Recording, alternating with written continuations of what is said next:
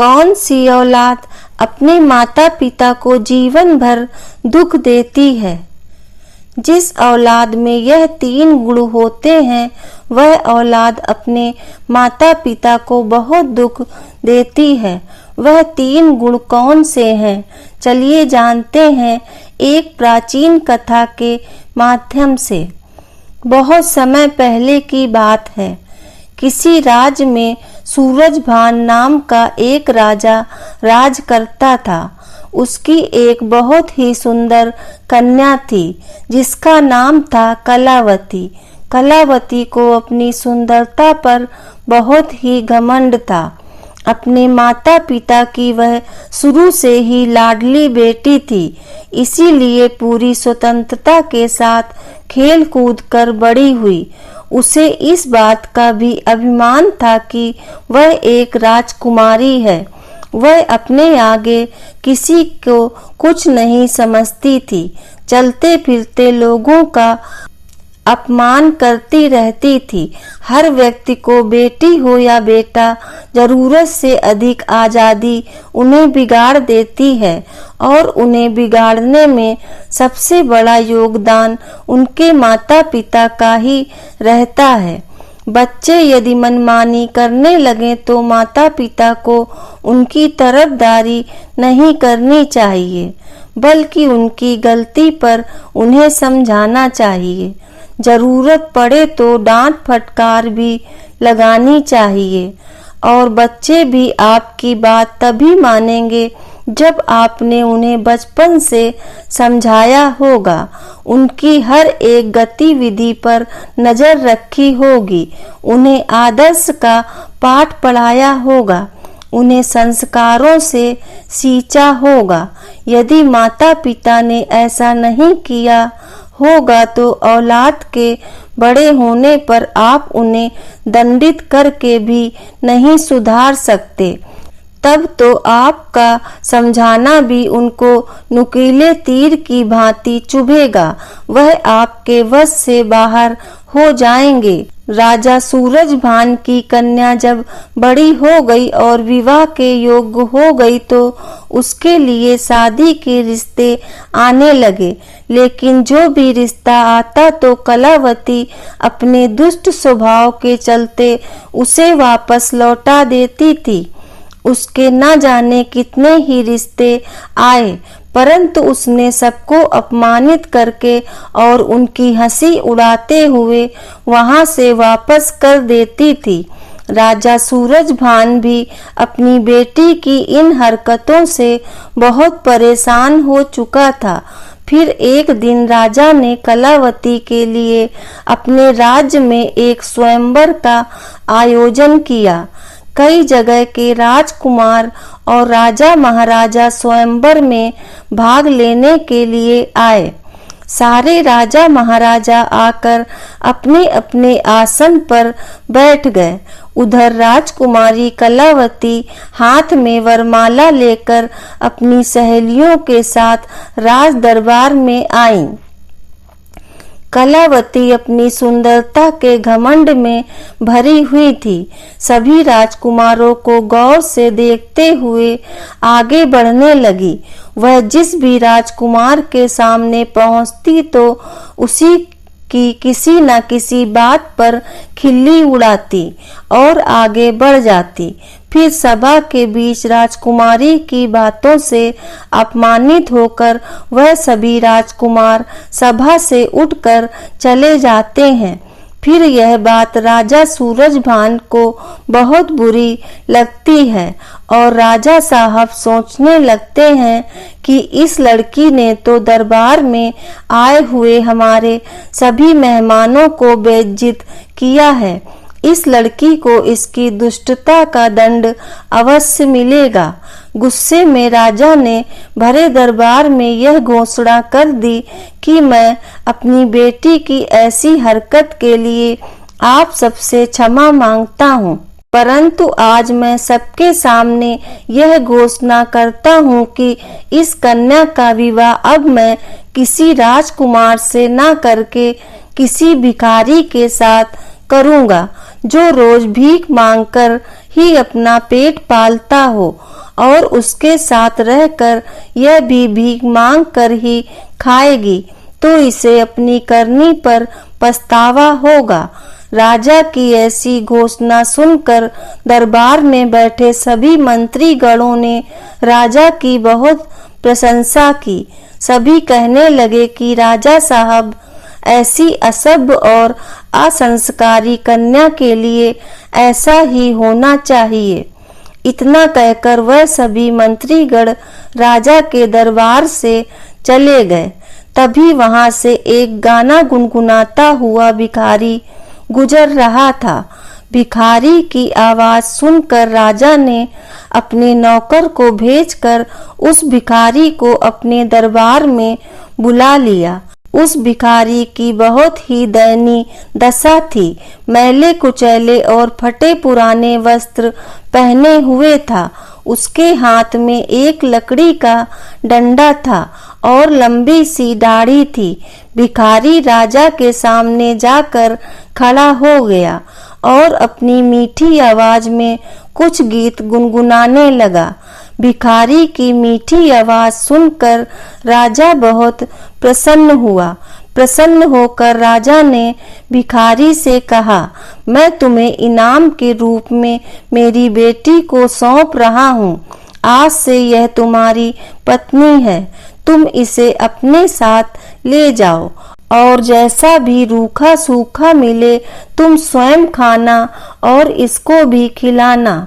अपने पिताजी का ऐसा कठोर निर्णय सुनकर कलावती बहुत दुखी हुई कि उसके पिताजी ने यह क्या कर डाला।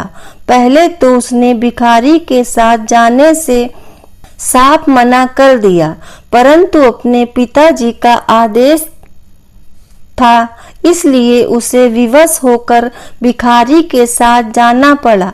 राजा सूरजभान ने कहा, बेटी, तुमने किसी राजघराने में जाने का अधिकार पूरी तरह से खो दिया है। अब से यह भिखारी ही तुम्हारा पति है। इसी के साथ में तुम्हें अपना जीवन बिताना पड़ेगा। अगर तुमने इसे धोखा दिया या इसका साथ छोड़ा तो तुम्हें मृत्युदंड भी दिया जा सकता है। कलावती का विवाह उस भिखारी से करने के बाद उसे अपने घर से विदा कर दिया। कलावती रोती विलखती भिखारी के साथ चली गई। भिखारी उसे लेकर खुशी खुशी एक जंगल में लेकर चला गया। उस जंगल में उसकी एक अत्यंत सुंदर कुटिया थी। उस कुटिया के पास ही उस भिखारी ने एक आम का पेड़ लगाया था। उस पेड़ पर बहुत सारे आम के फल लगे हुए थे। नजदीक ही एक बहुत बड़ा और हरा भरा खेत भी था। कलावती ने उस भिखारी से पूछा कि यह खेत किसका है, तो भिखारी ने जवाब दिया कि राजकुमारी, मैंने ऐसा सुना है कि यह खेत उसी दाढ़ी वाले राजकुमार का है जिसे तुमने अपने स्वयंवर में दाढ़ी वाला बकरा कहकर अपमानित किया था। हे राजकुमारी, आपका दुर्भाग्य देखिए। बदकिस्मती से आपको उस दाढ़ी वाले की तरह ही मैं भी लंबी दाढ़ी वाला ही मिला हूँ। अगर तुम उस दाढ़ी वाले से विवाह कर लेती तो आज इस खेत की तुम स्वयं मालकिन होती, परंतु अब पछताने से कोई फायदा नहीं है। अब तो तुम्हें मुझ जैसे भिखारी के साथ ही जिंदगी भर रहना है। फिर कुछ दूर आगे चलने पर राजकुमारी कलावती को सुंदर फल फूलों से लदा हुआ एक बाग दिखाई देता है। कलावती ने कहा, थोड़ी देर इस बाग में ठहर कर विश्राम कर लेते हैं। यह बाग किसका है? भिखारी ने उत्तर दिया कि राजकुमारी, यह बाग भी उसी दाढ़ी वाले बकरे का है जिसका तुमने अपमान किया था। इसीलिए अति शीघ्र विश्राम करके यहाँ से निकल चलो, वरना उस दाढ़ी वाले राजकुमार को पता चल गया तो वह हमें अपमानित करके भगा देगा। सोचो, अगर तुम मुझसे विवाह कर लेती तो यह बाग भी तुम्हारा होता और मुझ भिखारी के साथ में नहीं आना पड़ता, परंतु तुम्हारा घमंड ही तुम्हें यहाँ ले आया। इस प्रकार यह बातें करते हुए दोनों आगे को बढ़ते चले। कुछ दूर आगे जाने पर वह एक सुंदर नगर में पहुँचे। ऐसा लग रहा था जैसे वह नगर किसी राजा की राजधानी हो। कलावती ने पूछा, यह नगर किस राजा का है? भिखारी ने उत्तर दिया, राजकुमारी, यह नगर मेरी नजर से तो उसी दाढ़ी वाले बकरे का है जिसे तुमने भरी सभा में बेइज्जत किया था। सोचो, अगर तुमने उससे शादी कर ली होती तो तुम इस नगर की रानी होती और अनेक दासियां तुम्हारी सेवा करती, परंतु अपने रूप के घमंड में आकर तुमने अपनी किस्मत फोड़ ली और मुझ भिखारी के साथ विवाह करके तुमने अपनी जिंदगी को दुखों में ढकेल दिया। परंतु अब क्या हो सकता है, जो होना था सो हो गया। भिखारी की बात सुनकर राजकुमारी को बड़ा पश्चाताप होने लगा। राजकुमारी कहने लगी, काश मैंने उसके साथ विवाह कर लिया होता। भिखारी ने कलावती के मुख से ऐसी बातें सुनी तो उसने नाराज होते हुए कहा, राजकुमारी, खबरदार, जो अब तुमने दूसरे पुरुष के बारे में भी सोचा तो अब तो तुम केवल मेरी पत्नी हो और मैं ही तुम्हारा पति हूँ। अब महलों के सपने देखना छोड़कर तुम्हें मेरे साथ ही मेरी झोपड़ी में रहना पड़ेगा। इतना कहकर भिखारी राजकुमारी कलावती को अपनी झोपड़ी के पास ले गया, जो राजा के उस नगर से कुछ दूर एक तालाब के किनारे पर बनी हुई थी। झोपड़ी देखकर कलावती को बड़ा क्रोध आया और कहने लगी, यह कितनी बेकार सी झोपड़ी है, मैं इसमें कैसे रह पाऊंगी? इसमें रहकर मेरा दम घुटेगा। मैं बहुत बड़े महलों की रहने वाली हूँ, इस छोटी सी झोपड़ी में मेरा गुजारा कैसे होगा? भिखारी बोला, राजकुमारी, अब आज से यही झोपड़ी तुम्हारा नया घर है, आज से इसी में रहना पड़ेगा। कलावती ने पूछा कि यहाँ पर तुम्हारा कोई नौकर चाकर दिखाई नहीं दे रहा, झोपड़ी की साफ सफाई कौन करेगा? भिखारी ने कहा, राजकुमारी, यह तुम क्या कह रही हो? मैं कोई राजा महाराजा नहीं हूँ, न कोई राजा का बड़ा अधिकारी हूँ जो मेरे पास नौकर चाकर होंगे। मैं तो खुद एक भिखारी हूँ, मैं तो नौकरों से भी गया बीता हूँ। झोपड़ी का सारा काम अब तुम्हें और मुझे ही करना होगा। चलो अब तुम पहले झोपड़ी की साफ सफाई करो, फिर मेरे लिए खाना बनाओ, मुझे बहुत भूख लगी है। चलते चलते मैं थक चुका हूँ। कलावती को भोजन बनाना तो आता ही नहीं था, इसलिए भिखारी और राजकुमारी ने मिलकर उल्टा सीधा खाना बनाया और खाना खाकर दोनों सो गए। अगले दिन भिखारी ने राजकुमारी को जगाया और घर का सारा काम करने को कहा। राजकुमारी पूरे दिन काम करती रही और भिखारी की डांट फटकार सुनती रही। 2-3 दिन इसी तरह से बीत गए। घर में जो कुछ खाने को था वह भी खत्म हो गया। भिखारी बोला, राजकुमारी, अब खाने को तो कुछ बचा भी नहीं, जो कुछ मैंने मांग कर रखा था वह सब खत्म हो चुका है। आगे की जीविका चलाने के लिए हमें कुछ काम करना पड़ेगा। एक काम करो, मैं तुम्हें इस आम के पेड़ से आम तोड़कर दे दूंगा, तुम इनको बाजार में ले जाकर बेच कर आना। राजकुमारी ने आश्चर्य से कहा, मैं बाजार में आम बेचने जाऊंगी। अगर मुझे किसी ने आम बेचते हुए देख लिया तो वह मेरी हंसी उड़ाएंगे, मुझे बहुत शर्म आएगी। भिखारी बोला, काहे की शर्म? अब तो तुम रानी नहीं हो, तुम एक भिखारी की पत्नी हो। शर्म तो तुम्हें तब आती जब तुम उस दाढ़ी वाले की पत्नी होती और वह तुम्हें बाजार में आम बेचने को कहता। अब अगर शर्म ही आती है तो फिर भूखों मरो।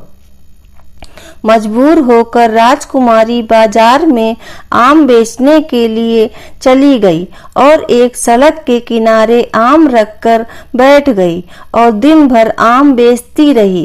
धीरे धीरे उसके आम खूब बिकने लगे। एक दिन की बात है, जब राजकुमारी सड़क पर बैठी आम बेच रही थी, तभी वहां पर एक राजा का सैनिक आता है और वह लात मारकर उसके सारे आम इधर उधर फैला देता है और कहता है, खबरदार, जो रास्ता रोककर आम बेचे तो उसके सारे आम फूट गए, उसका बहुत नुकसान हो गया। राजकुमारी को बड़ा दुख हुआ।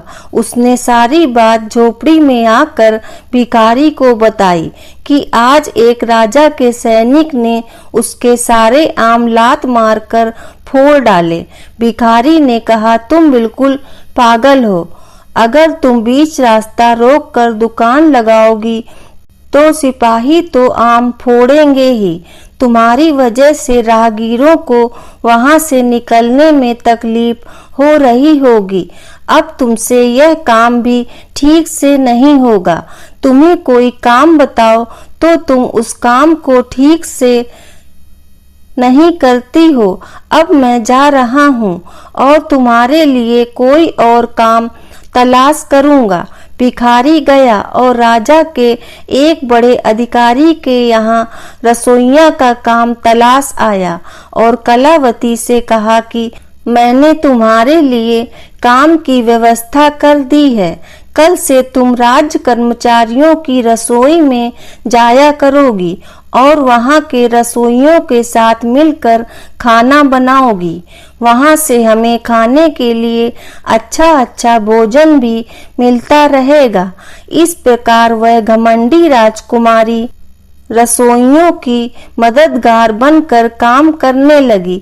वह सुबह से शाम तक रसोइयों के साथ मिलकर काम करती और रात को बचा हुआ खाना अपने घर ले आती। इस तरह दोनों की जिंदगी अब सुकून से कटने लगी। फिर एक दिन की बात है, कलावती रसोई में काम कर रही थी। तभी उसने खिड़की से झांक कर देखा तो वहां राजा के महल में कुछ उत्सव होने वाला था। पूरा राजमहल सजाया हुआ था। बड़े बड़े मेहमान आ रहे थे। नौकर चाकर उनका स्वागत कर रहे थे। महल में बड़ी धूमधाम थी। राजकुमारी वह सब देखकर अपनी किस्मत को कोस रही थी, अपनी किस्मत पर आंसू बहा रही थी और सोच रही थी कि काश मैं भी इतनी घमंडी नहीं होती तो मुझे यह दिन देखने को नहीं मिलता। वह वहां खड़ी खड़ी सोच रही थी। तभी वहां दो दासियां आती हैं और कुछ खाने का सामान उसकी टोकरी में रखकर चली जाती हैं। राजकुमारी टोकरी को लेकर अपने घर को लौटने लगी। तभी वह दरवाजे से निकली ही थी, तभी सामने से एक राजसी पोशाक पहने हुए एक पुरुष ने आकर उसे रोक लिया। देखने में वह वहां का राजा महाराजा मालूम पड़ रहा था। राजकुमारी ने जब उसके चेहरे को देखा तो वह डर के मारे कांपने लगी, क्योंकि वह राजा वही दाढ़ी वाला था जिसको कलावती ने अपने यहाँ दाढ़ी वाला बकरा कहकर अपमानित किया था। राजा ने राजकुमारी से कुछ नहीं कहा, बल्कि वह उसका हाथ पकड़कर दरबार में लेकर पहुंचा, जहां तमाम मेहमान लोग बैठे हुए थे। वहां की भव्यता को देखकर घबराहट में राजकुमारी के हाथ पैर कांपने लगे। उसके हाथ से टोकरी छूटकर जमीन पर गिर पड़ी। टोकरी में रखा हुआ खाना जमीन पर गिरकर इधर उधर बिखर गया। राजकुमारी बहुत उदास हो गई। दरबार में बैठे हुए मेहमान यह देखकर जोर जोर से हंस पड़े। अपने ऊपर सबको हंसता हुआ देखकर कलावती घुटन से मरी जा रही थी। उसे ऐसा लग रहा था कि इसी वक्त धरती फट जाए और मैं उसमें समा जाऊं। वह राजा से अपना हाथ छुड़ाकर भाग जाना चाहती थी। राजा ने उसे रोकते हुए कहा, राजकुमारी घबराओ मत, तुम्हारे साथ कोई अभद्रता का व्यवहार नहीं होगा, बल्कि तुम्हें मैं यहाँ सम्मानित करने के लिए लाया हूँ। मैं वही तुम्हारा भिखारी पति हूँ जो तुम्हारे साथ झोपड़ी में रहता था, और मैं वही सैनिक हूँ जिसने तुम्हारे आम को फोड़ दिए थे। मैं ही यहाँ का राजा हूँ और मैं ही वही दाढ़ी वाला बकरा हूँ। मैंने तुम्हारे साथ भिखारी बनकर विवाह इसलिए किया था क्योंकि मैं तुम्हें चाहता था और तुम्हारे पिताजी की प्रतिज्ञा को ध्यान में रखते हुए मुझे भिखारी की वेशभूषा बनानी पड़ी थी। मैंने भिखारी बनकर तो तुमसे विवाह कर लिया। अब तुम्हारा घमंड भी नष्ट हो चुका है। इतने सारे मेहमान हमारे स्वागत में आए हैं। अब मैं तुमसे सम्मान पूर्वक विवाह करूंगा। यह सुनकर राजकुमारी को बड़ी प्रसन्नता हुई और खुशी में उसकी आंखें आंसुओं से भर गईं। अब तो दासियां आईं और उसे राजभवन में ले जा